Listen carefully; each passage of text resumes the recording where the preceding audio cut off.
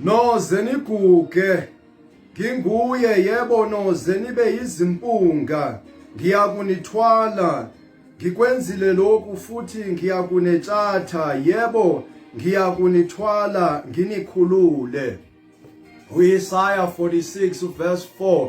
ZikaNkulunkulu lelo mele ulikhumbule ngaso sonke isikhathi ngokuba lelizwi uyalidinga linamandla okukhulula ezinkingeni ongena kuzo, ngokuba leli lizwi likaNkulunkulu liumlilo, leli lizwi likaNkulunkulu libukhali ledlula inkemba eloliwe nhlangothi zombili. Izwi leli linamandla ukuthi uNkulunkulu uyoba nawe, uyozugugwe eloko enawe, uyokuthwala ngaso sonke isikhathi. Uzosithwala uNkulunkulu, usesithwalile, usekwenzile lokhu yena uNkulunkulu ukusikhulula, uzosikhulula kulezo inkinga esizithola sikuzona, ngokuba leli lizwi linamandla mntakababa. Kumele umkhumbuze noma uyakhuleka, umkhuleko wakho ube naleli lizwi lumkhumbuzayo ukuthi uNkulunkulu uthembisile ukuthi uzoba nawe, uNkulunkulu uyoba nawe uzuguge lapha emhlabeni. Yabona ke lapha emhlabeni kunesikhathi la kufika khona izinkinga, uzithole sowukhathazwa izinkinga zalapha emhlabeni, inhliziyo yakho ibe buhlungu ngendaba yezinkinga zalapha emhlabeni. Ngifuna ukutshela ukuthi leli lizwi kumele ulikhumbule ukuthi leli lizwi uNkulunkulu uzokuthwala, uNkulunkulu uzoba nawe uze uguge. Lezo inkinga zizodlula. Siyayikhathaza ngeinkinga size singene eguleni ngendaba yokukhathaza imiphefumulo yethu nenhliziyo zethu ngezinkinga zalapha emhlabeni. Uma ukhathazeka, ingabe uyazisolva yini izinkinga, uyazixazulula yini izinkinga ngokukhathazeka kwakho? Awuzisolve nakanye. Kepha ukuhamba kwamalanga kulapho khona uNkulunkulu ezoletha khona isixazululo. Uma umethemba, ubeka ithemba lakho kuye ukuthi uzokwenza uNkulunkulu akwethembisile. Leli lizwi kumele uhlale ukukhumbula njalo ukuthi uzoba nawe mntakababa. Yebe kungavela izinkinga, abantu bangene ezingozini, bafa abantu, kepha uma ukhumbula leli lizwi, uhleli kuleli lizwi, uthembele kuleli lizwi, ubambelele kuleli lizwi ukuthi uNkulunkulu uyoba nawe, uzokuthwala, uzokusiza, uzokusindisa, uzokukhulula ngeke ungene ezingozini.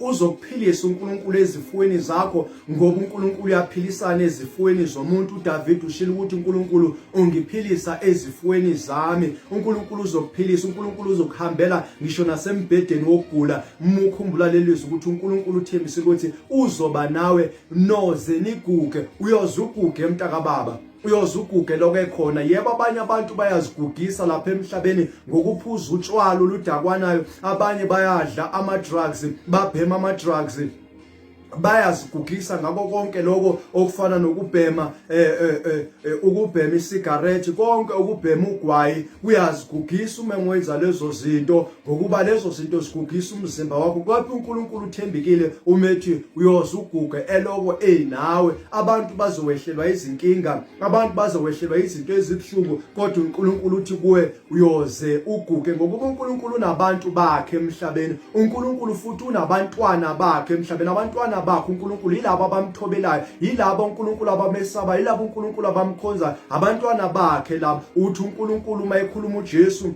uthi abaningi abantu abakaNkulunkulu abamemile uNkulunkulu, kepha kulabo abamenyiwe kukhona abakhethiwe. Abakhethiwe abanjani? Yilabo abayizisebenzi abakhethwe uNkulunkulu babasebenze umsebenzi besiza labo abamenyiwe. Labo abakhethiwe-ke ibona abakaNkulunkulu abasebenza lo msebenzi uNkulunkulu azobavuza ngawo, ngokuba bayovuzwa abantu ngemisebenzi abayenzile emhlabeni. Ngiyakutshela mntakababa ukuba uNkulunkulu uthembisile ukuthi njengalokhu uyisisebenzi sakhe uyoba nawe kuze kuphele izinsuku. Ngeke akulahle, ngeke akushiye, uyozuguge uloko unoNkulunkulu enawe, njengalokho emholile uIsrayeli, njengalokho ehambile noJakobe, njengalokho ehambile noAbraham, njengalokho ehambile naye uIsaka, eloko njalo enabo ebabusisa, eloko njalo ebalwela izimpi ngaso sonke isikhathi. Njengalokho ebemvikela uIsrayeli ezitheni zakhe, uNkulunkulu uzokuvikela ngokubusho njalo ukuthi ngiyoba nawe, uyozuguge. Noze niguge, nginani nginithwala, ngikwenzile lokhu, usho uNkulunkulu uzokukhulula mntakababa esimeni ohlangabezana naso.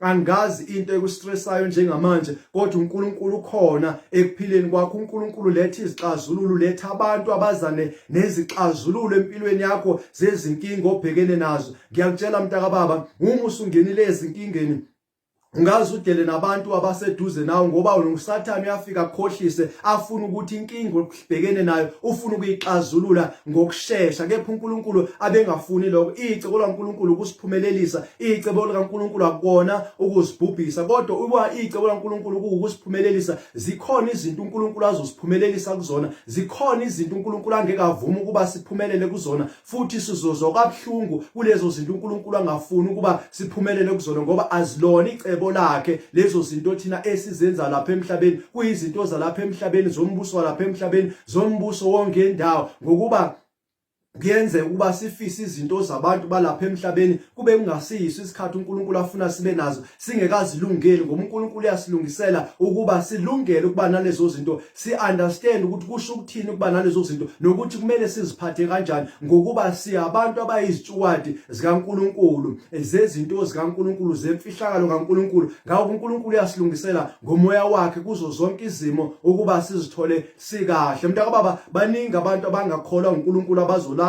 uNkulunkulu ngokuba bengalazi lelizwi. Abanye bawo wangena ezifweni bangabe saphuma ngoba bengalazi lelizwi. Lelizwi linamandla okukhupha esigulweni, linamandla okukhupha enkingeni, linamandla okukhupha kwidivo, linamandla okukhupha kunaso nasiphi na isimo. Lelizwi lokuthi uNkulunkulu uzoba nawe, uzokuthwala, uzokukhulula.